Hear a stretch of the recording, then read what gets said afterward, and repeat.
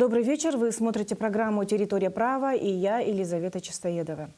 С 1 января в России начал работу Объединенный социальный фонд. Это бывший пенсионный фонд и фонд социального страхования. Одно из первых нововведений – это единое социальное пособие для семей с детьми до 17 лет. Сейчас многие семьи задаются вопросом, что необходимо для назначения пособия. Поэтому мы сегодня обсудим самые актуальные вопросы о получении нового пособия заместителем начальника управления социального обеспечения семей с детьми отделения Социального фонда России по Якутии Алексеем Федоровичем Шамаевым. Здравствуйте, Алексей Федорович. Да.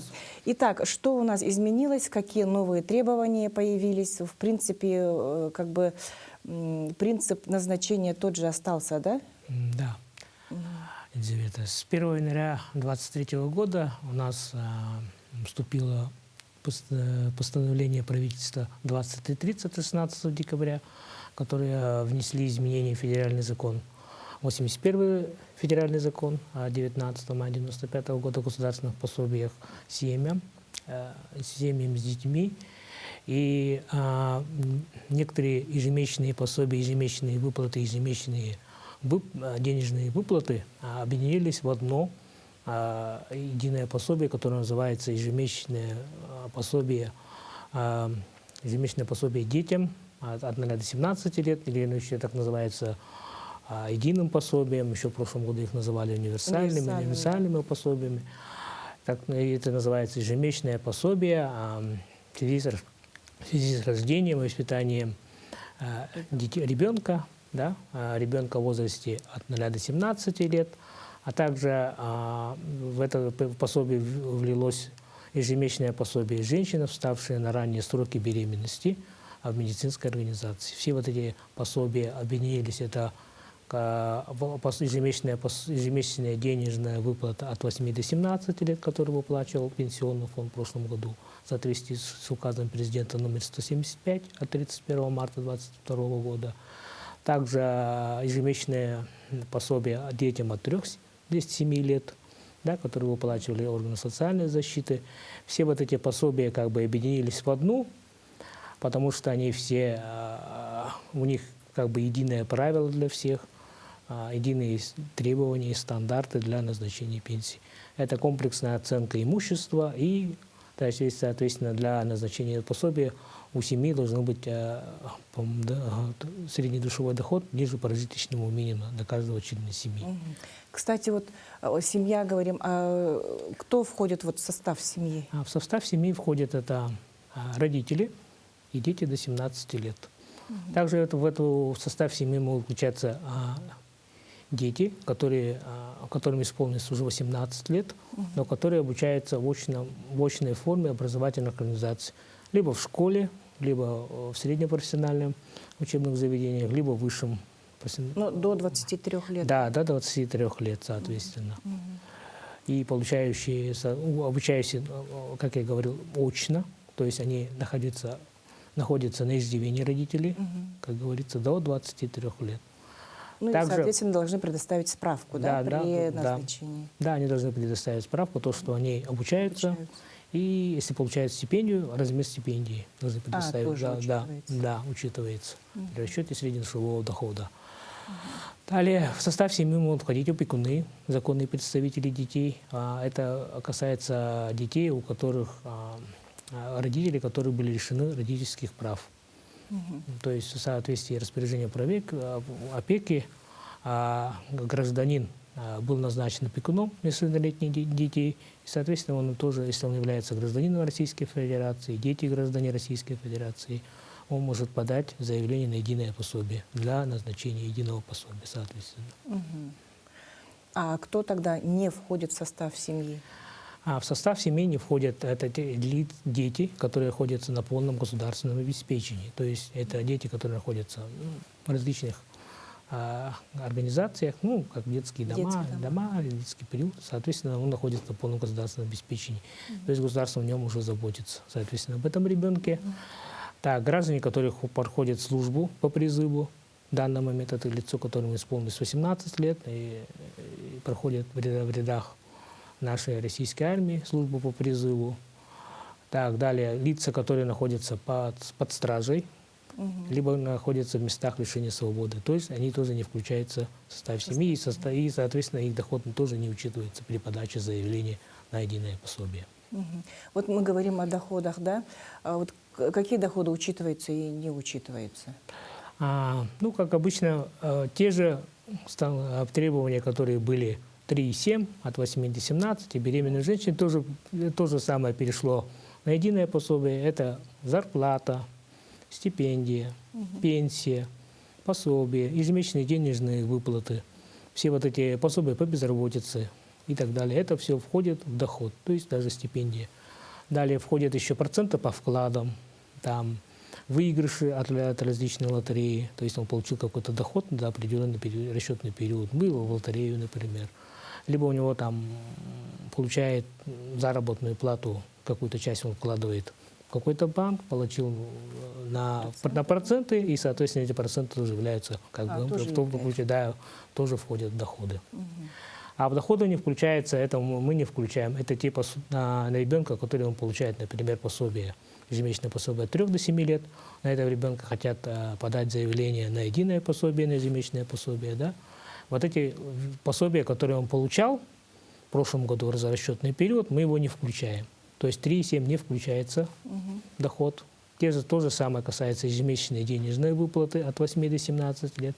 То же самое касается и когда получала женщина по беременности, да? Ну, получала у нас ежемесячное пособие в связи с постановкой в ранние сроки беременности, медицинской организации, тоже ежемесячное пособие беременной женщины тоже получают, тоже не включаются. Также различные компенсации за стихийные бедствия, различные компенсации. Так, кстати, еще в этом году включилось пособие на погребение, тоже не включается. Различные там в связи с стихийными бедствиями, различные компенсации и так далее. Компенсация по уходу за престарелым гражданином тоже не входит. А за ребенком-инвалидом тоже не входит. И, соответственно, ежемесячные выплаты за счет средств материнского капитала, которые получают на второго ребенка, да, если получали, тоже не входят, соответственно, доход. Но это зависит на кого в заявлении укажет гражданка. Например, она укажет только, из 2 детей укажет только на одного, да? Соответственно, на того ребенка, на который она хочет установить единое пособие, назначить единое пособие. Те пособия, которые получал ребенок в прошлом году за расчетный период, они не включаются. А на того ребенка мы уже будем включать, которого она указала на основании, в основании. То есть она выбрала на одного будет получать единое пособие, хочет получить, а на второго она какой-то по-старому что-то получала, и, соответственно, мы будем доход его включать в расчетный период. При подаче этого заявления надо людям учитывать. И чем удобно единое пособие, то что у нас разные сроки. Например, семья, которая получает от 8 до 17, да, получала в прошлом году, назначили там в июне, получает на май, соответственно, 23 года. На ребенка одного, которому исполнилось там в прошлом году 3 года, назначили в социальной защите пособие ежемесячно от 3 до 7, и она назначили где-то там в ноябре. То есть у них разные сроки. И женщина может сама при выборе подачи заявления сама выбрать, хочет ли она получать по старому заявлению и не указывать этого ребенка, то есть не ставить в галочку, да, хочу назначить на единый. Либо она может указать в основании, хочу получать на всех детей. Это уже на выбор гражданина. То есть все-таки... Выбор гражданина должен быть. Она, конечно, в заявлении может указать всех детей, и мы должны рассмотреть ее совокупный доход, который она получала в прошлом году. Если совокупный размер пособий будет меньше, чем размер единого пособия, который мы хотим назначить, например, 100% получала, да, а мы можем назначить только 75%, то мы ей отказываем, потому что говорим, что у вас совокупный доход будет меньше при назначении. Тогда она будет получать свои прежние выплаты, которые она получала раньше. Ну, до окончания срока, соответственно, выплат, потом по окончании срока выплат она, соответственно, может подать заявление на назначение единого пособия. Соответственно, какой-то доход должен иметь один из родителей, да? Обязательно. И какая-нибудь есть уважительная причина? Отсутствие дохода. Конечно, уважительная причина. Также в едином пособии было введено понятие «единственный родитель». Единственный родитель – это тот, которым в свидетельстве о рождении указан только один родитель, например, мать, либо отец записан со слов матери, да, со слов матери, либо один из супругов пропал без вести, признан пропавшим без вести, либо умер, соответственно. То есть, на данный момент при подаче заявления она является по отношению к этому ребенку единственным родителем. К единственным родителям у нас не требуется доходов за расчетный период, для подтверждения расчетных периодов. Также одному из членов многодетной семьи можем применить правило нулевого дохода. Да? Например, там мать находится по уходу за ребенком, соответственно, она находится по уходу за ребенком, работала, да, получает пособие по уходу за ребенком и в данный момент не работает. А супруг является отцом 3 детей, соответственно, по каким-то причинам, да, он не смог работу трудоустроиться за тот расчетный период, который мы сейчас берем. И мы тогда к нему можем применить правило нулевого дохода. А когда далее, при отсутствии нулевого дохода, мы смотрим различные совокупные причины отсутствия доходов. Они должны быть именно уважительными. Это может быть длительное лечение свыше 3 месяцев, либо ребенок, либо родитель, да, по каким-то причинам, да, всякое может быть.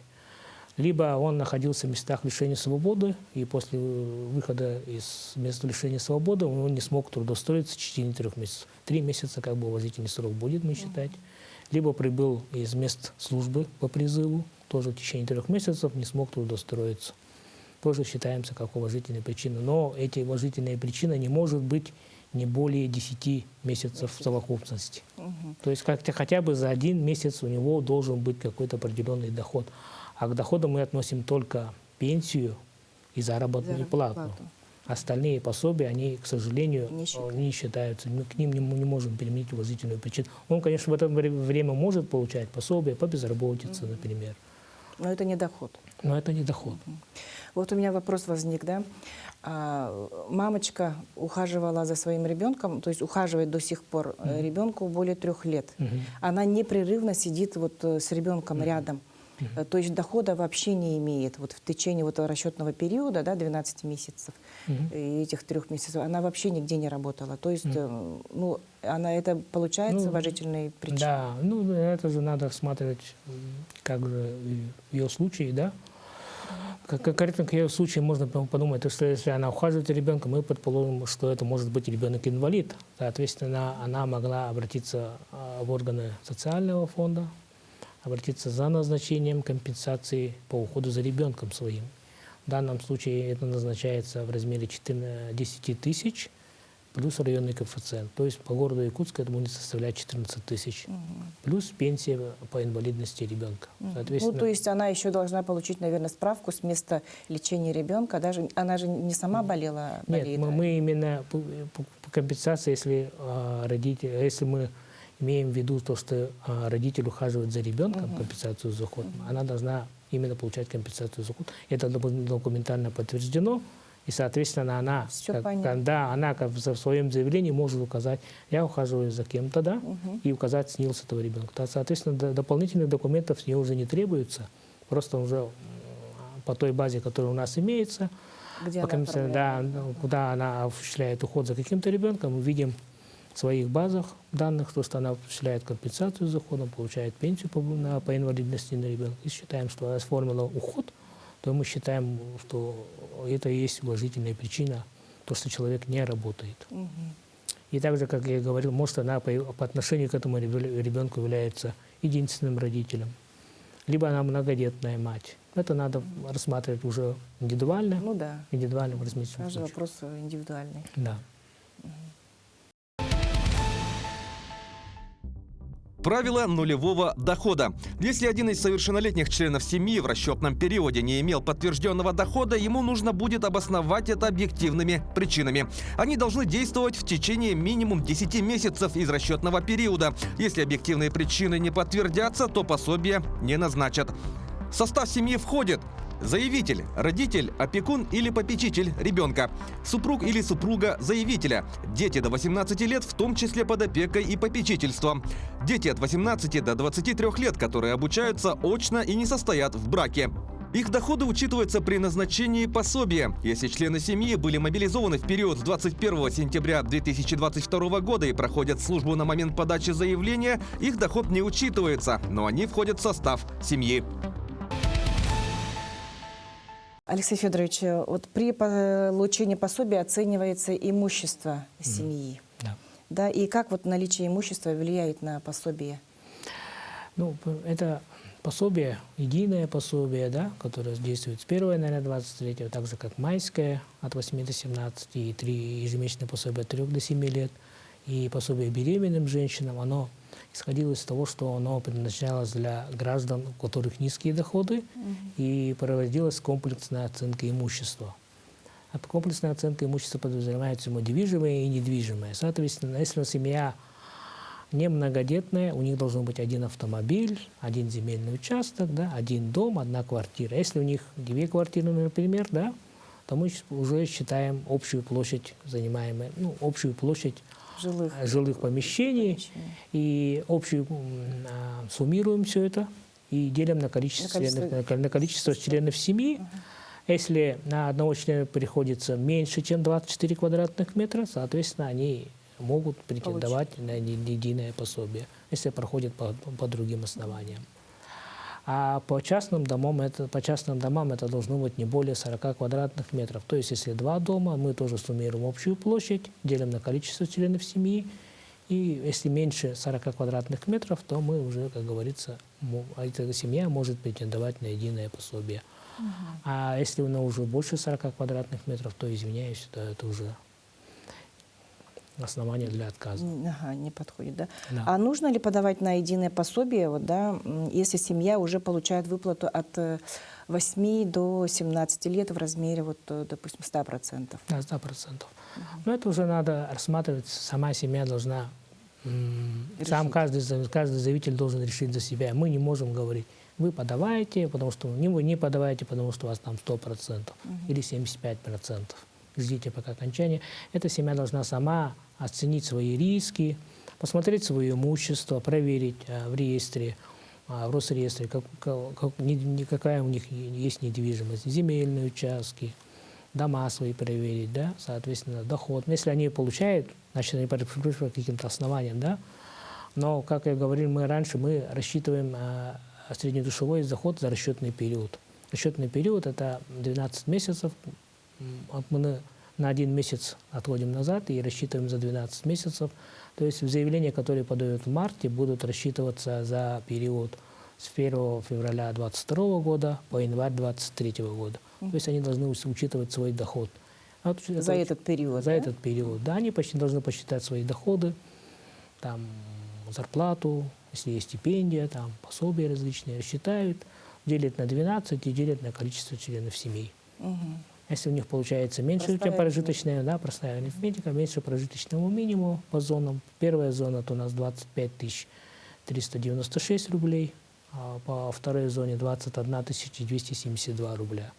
Это при расчете среднедушевого дохода. Если, соответственно, меньше этой суммы, то она может рассчитывать на единое пособие. А вот какой размер, это надо уже учитывать, какой у них там среднедушевой доход получился. Если у них совсем нет среднедушевого дохода, это будет, ну, то есть нет совсем мало доходов, и у них и уважительные причины отсутствия дохода, то это однозначно 100%. Если у них есть какие-то доходы, например, 10 тысяч, то это уже мы смотрим, как они дотягивают до прожиточного минимума. Это будет либо 75%, либо 50%, или может быть 100%. Она рассчитывается по формуле. Ну, она такая очень сложно рассказать словами, лучше посмотреть и рассчитать. Ну да, рассчитать, ага. Да. А заявление вот подавать на единое пособие на каждого ребенка отдельно нужно или все-таки целиком? То есть Нет, всех вместе? Как говорится, это уже выбор заявителя. Она может быть беременной женщиной, да, например, да, встала на учет до 12 недель медицинской организации. До 12 или включительно? Включительно по 12 неделю. Это зависит от того, как занесли данный электронный родовой сертификат медицинской организации. Если они сказали там 12 недель, до 12 недель стало, например, 8 недели, да, но заявление она подает после 12 недели. Это всегда так. Потому что обязательно нужно давать Ну, после. соответственно, в клинике получает справку. Да, получает. Не справку, она стоит, сперва подходит в медицинскую организацию, там и диагностируют беременность, да, определяют, сколько недель беременности.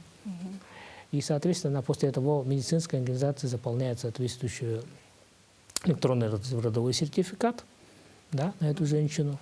И она может после 12-й недели подать заявление на единое пособие, только на себя может подать, либо может подать вкупе со всеми детьми, которым до 17 лет, либо может дать по отдельности. Я, как говорил раньше, это уже зависит от самого гражданина. Он может подать на всех детей сразу, может подать по отдельности, например. Если он рассчитает то, что у него там получается, ему выгоднее получать прежние выплаты, и у него срок еще позволяет подумать, как бы, да, прежде тем подать, то пускай получает, как говорится, старые выплаты. Это уже, как говорится, выбор гражданина. А если у заявителя было право обратиться за пособиями вот по сохранной форме, да, по форме по старой получается, а он обратился за единым пособием? Вот, ну, как говорится, это уже... Которое было уже назначено. Да, в соответствии с законом 455 федерального закона, да, были внесены 81-й федеральный закон, и там есть положение о том, что это касается тех детей, которые родились до 1 января 2023 года. До 1 января 2023 у них сохранная норма, как вы говорите, да, как сохранная норма. То есть они могут... Ну, то есть по-старому. Да, по-старому. Они могут подать на ежемесячное пособие по уходу за ребенком, например. Да, если гражданин не работающий, например, по каким-то причинам женщина подает, она хочет его оформить, она не является застрахованным лицом в фонде социального страхования, и, соответственно, то есть нет организации, с которой она вышла бы получить отпуск по уходу за ребенком, оформить. Если она оформляет ежемесячное пособие по уходу за ребенком до 1,5 лет, и у нее будет сохранное право. То есть мы уже при подаче ее заявления не будем смотреть, оценивать ее комплексную оценку имущества. Не будет производиться. Она может подать до 1 января 2023 ребенка, они могут подать по старым правилам. На них это распространяется, так что... Можно и так, и так. Можно так, и так. Может подать на единое пособие, может и так. Но это, как говорил раньше, это выбор гражданина. Он должен сам выбрать, как ему выгоднее получать. Хочет получать единое пособие, либо, потому что срок у них разный, единое пособие назначается на 12 месяцев, а ежемесячное пособие по уходу за ребенком назначается на срок до 1,5 лет ребенка. Соответственно, сроки разные, сроки разные, суммы разные. Правило подтверждения объективных причин отсутствия дохода в расчетном периоде не распространяется на мобилизованных граждан и на граждан, относящихся к коренным малочисленным народам Севера, Сибири и Дальнего Востока, при условии введения традиционного образа жизни в регионе подачи заявления.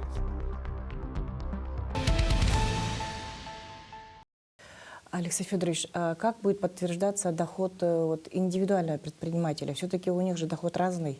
Где-то нулевой, где-то там может 100 тысяч получить, где-то... Все индивидуальные предприниматели подтверждают доход своими декларациями, которые они предоставляют в Федеральную налоговую службу. Все эти сведения нам поступают по системе межведомственного электронного взаимодействия. То есть они уже должны быть подтверждены и предоставлены Федеральной налоговой службой. То есть рассчитывается за тот год, получается, да, 2021 и 2022, да? Нет, в данном случае, если мы будем рассматривать заявление 2022 год. 22 год уже. С февраля 2022 года по январь 2023. Соответственно, будем брать за 2022 год.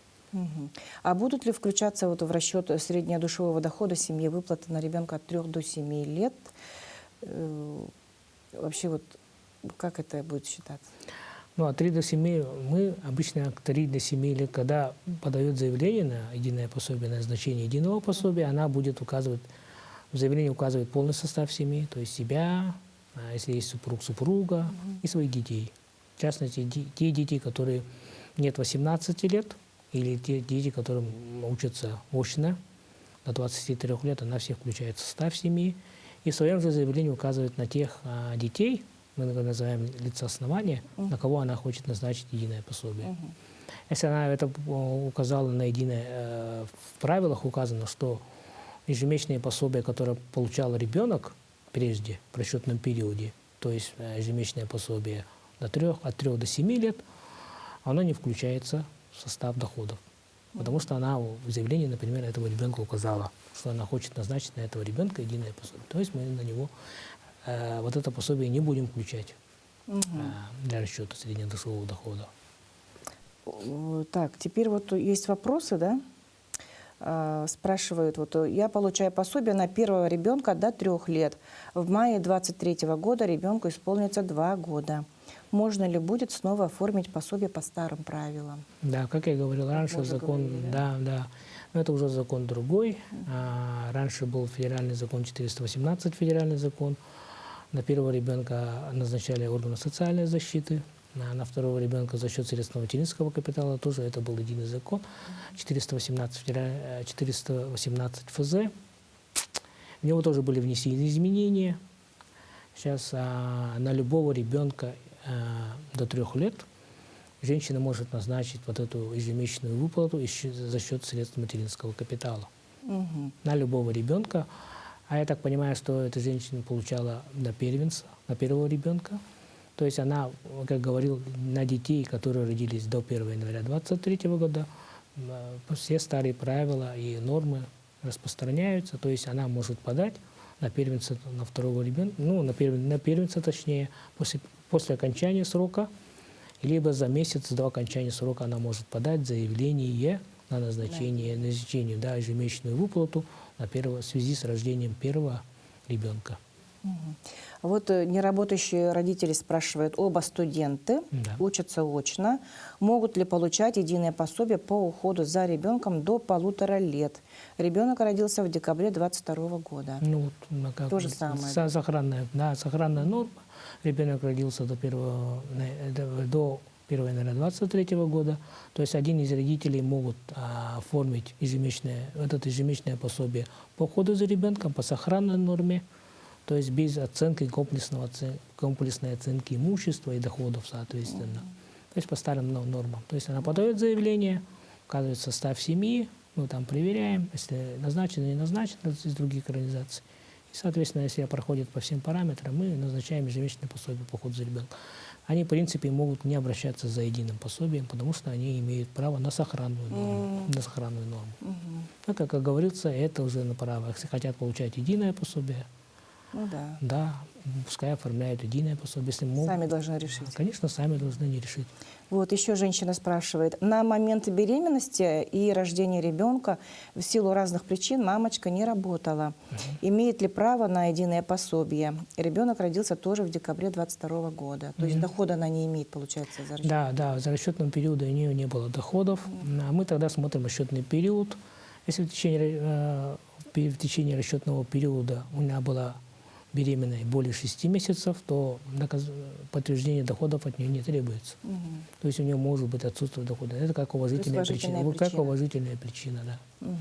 То есть она может претендовать на единое пособие? Да, может претендовать пособие. Надо посмотреть, если в расчетном периоде более 6 месяцев.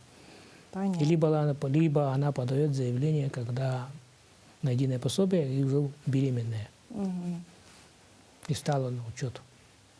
Так, еще спрашивают, что делать, если единое пособие, ежемесячное пособие в связи с рождением и воспитанием ребенка окажется по размеру меньше, чем старые выплаты? Действительно, в том, что как в 223.30 в этом порядке назначений и выплаты ежемесячного пособия в связи с рождением и воспитанием ребенка, да, были внесены изменения, потому что в указе 175, когда мы назначали ежемесячную денежную выплату детям от 8 до 17 лет, до этого было еще ежемесячное пособие одиноким родителям или единственным родителям, по одному которому либо он являлся единственным родителем, либо по одному из родителей должны уплачивать алименты по решению суда. В 2021 году у нас такая была мера, пособия, которые ввели вместе с пособием на беременных женщин. У нас такие еще до сих пор есть, получают. Это пособие, как бы сказать, с 1 апреля прекратило как бы в силу, потому что у нас пришла новая ежемесячная денежная выплата от 8 до 17 лет. И в связи с тем, что у нас с 1 января 2023 года есть такое понятие, то, что сохранные меры.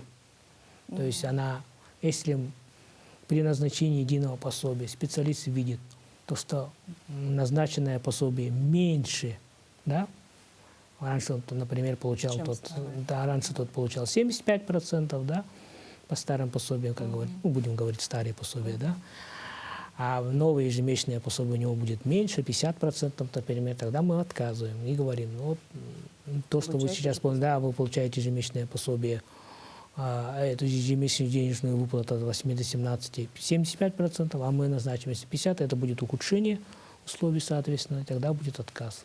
Понятно. Так, вот еще семья спрашивает, постоянное место регистрации и место фактического проживания разные, да? Они временно сейчас зарегистрированы в Якутске, а постоянное в Краснодарском крае. Как вообще, вот, где начисляться будет пособие, спрашивают? Ну, если у них есть временная регистрация на территории нашего региона, нашей республики Саха-Якутия, то, соответственно, они имеют право подать на назначение единое пособие, потому что в связи с тем, что у них есть подтвержденное, да, место пребывания на территории нашего региона. Если бы у них только была регистрация на территории Краснодарского края, как вы говорили, они могли подать заявление только соответственно, в том регионе, в котором они фактически то есть зарегистрированы. То есть мы смотрим таким образом. Если нет, есть регистрация, мы смотрим регистрацию. Такой же идет формат для назначения. У нас же две зоны. Первая зона и вторая зона, соответственно. Например, по второй зоне у нас самое большинство, это в основном город Якутск. Все центральные районы, 100% составляет 22 109 рублей. Прожиточный минимум? Нет, это размер пособия 100%. Размер пособия 100%. А в другом у нас 25 тысяч где-то 25 тысяч, ну, точно не скажу, потому что очень суммы держать очень сложно. Более 25 тысяч, это по первой зоне. Это у нас арктические районы, северные районы, соответственно. И, соответственно, если они проживают, у них есть место пребывания в городе Якутске, мы им назначаем на 12 месяцев, если у них есть срок соответствующий, правильно. Обычно временную регистрацию делают сроком на 5 лет или на другой срок, чуть меньше, чем 5 лет. То есть у них есть. А если есть такие граждане, у которых даже нет ни регистрации, нет места пребывания, то по таким они в заявлении указывают свое фактическое проживание. То есть где они сейчас в данный момент проживают. То есть на них тоже можно? Можно даже оформить единое пособие, потому что у них нет ни регистрации, ни фактического пребывания. Они подтверждают своим заявлением фактическое проживание. Почему в этих ежемесячных пособиях, вот этих всех в порядке, опирается то, что регистрацию и место пребывания мы требуем. Это нужно для назначения позома, потому что у нас и региональные климатические условия разные. У нас две зоны. Северная зона, да? Первая зона точнее, и вторая зона. От этого все зависит.